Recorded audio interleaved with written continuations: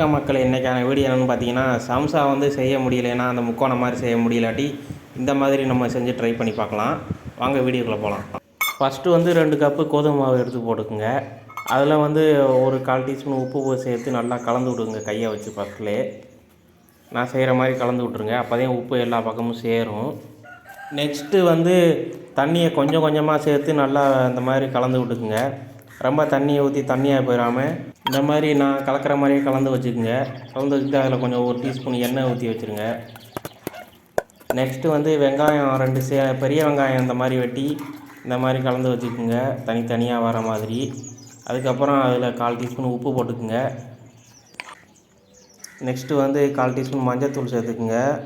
அப்புறம் மிளகாய்த்தூள் 1/4 டீஸ்பூன் போட்டுங்க, உங்களுக்கு காரத்துக்கு ஏற்ற மாதிரி. இஞ்சி போட்டுக்குங்க.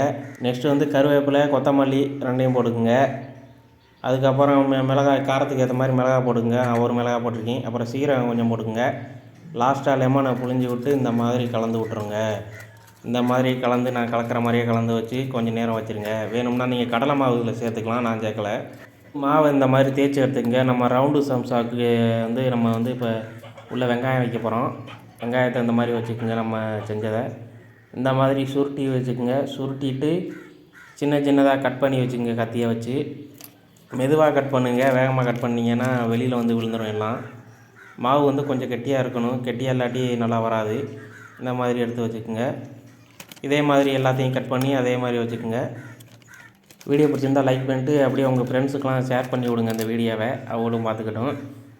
அப்படியே நம்ம சேனலை சப்ஸ்கிரைப் பண்ணி வச்சுக்கோங்க. இந்த மாதிரி நீங்கள் ரவுண்டாக சேர்த்து வச்சு கட் பண்ணி வச்சுக்கோங்க. வேணும்னா நீங்கள் அதில் கொஞ்சம் தண்ணியாக இருந்துச்சுன்னா உதிரி கூட சேர்த்துக்கலாம் நீங்கள் மேலாப்பில். நம்ம வந்து இதை வந்து தோசைக்கல்லில் போட்டு தான் எடுக்க போகிறோம். நம்ம வந்து பரோட்டா போடுற மாதிரி. நான் வந்து இதில் கோதுமை மாவு தான் சேர்த்துருக்கேன். நீங்கள் வேணும்னா மைதா மாவில் கூட செய்யலாம். நான் மைதா மாவு இல்லாதனால கோதுமை மாவு சேர்த்துருக்கேன். அந்த மாதிரி சம்சா செய்ய முடியாட்டி இந்த மாதிரி ஈஸியாக நம்ம செஞ்சிடலாம். அது முக்கோணம் மாதிரி நம்ம மடிக்க வராட்டி இந்த மாதிரி நம்ம ஈஸியாகவே செஞ்சுக்கலாம். இப்போ பாருங்கள், நான் எல்லாத்தையும் அதே மாதிரி கட் பண்ணி எடுத்து வச்சுருக்கிறேன். நெக்ஸ்ட்டு வந்து நம்ம ஸ்டவ் ஆன் பண்ணிட வேண்டியது. இந்த சம்சாவுக்கு வந்து நம்ம எண்ணெயை நிறையா ஊற்றி அதில் போட்டு பொரித்து எடுக்கணும். இதுக்கு அவ்வளோ எண்ணெய் தேவை கிடையாது. நம்ம தோசைக்கல் இருந்தாவே போதும். கொஞ்சமாக எண்ணெயை ஒரு 1/4 டீஸ்பூன் 1/2 டீஸ்பூன் ஊற்றி தேவைக்கு ஏற்ற மாதிரி ஊற்றிக்கிட்டு நம்ம இந்த மாதிரி லைனாக அடிக்கிற வேண்டியதேன் பரோட்டா போடுற மாதிரி. உடனே வந்து திருப்பிடக்கூடாது. நல்லா ஒரு 2 நிமிஷமாவது வேகணும் அந்த எண்ணெயில். இது எண்ணெய் பார்த்தலைன்னா மறுபடியும் ஊற்றிக்கோங்க. இந்த மாதிரி ஊற்றி எண்ணெயை ஊற்றிக்கிங்க. நெக்ஸ்ட்டு வந்து ஓரளவு வெந்தோடனே இந்த மாதிரி திருப்பி போட்டுருங்க எல்லாத்தையும். ஒரு 2 நிமிஷத்தில் 1 நிமிஷத்தில் வந்து 2 நிமிஷத்துலேயே வெந்துடும். இந்த மாதிரி திருப்பி போட்டிங்கன்னா ஒரு சைடு வெந்துடும். வேகலைன்னா 2 சைடும் நீங்கள் எண்ணெயை ஊற்றி திருப்பி போட்டு வேக வச்சு எடுத்துக்கலாம். இப்போ நான் வெந்துருச்சு, எடுத்துட்டேன். எப்படி இருக்குன்னு பாருங்கள். சூப்பராகவே இருந்துச்சு. நான் எடுத்து சாப்பிட்டு பார்த்தேன். இதுக்கு எந்த சைடிஷும் தேவை கிடையாது. இதை சும்மாவே எடுத்து சாப்பிட்லாம். நல்லாவே இருக்கும் சம்சா மாதிரியே. இந்த மாதிரி செய்ய முடியலாட்டி இந்த மாதிரி செஞ்சு ஈஸியாக செஞ்சு பாருங்கள். சூப்பராகவே இருக்கும். செஞ்சு பார்த்துட்டு கமெண்ட்டில் சொல்லுங்கள்.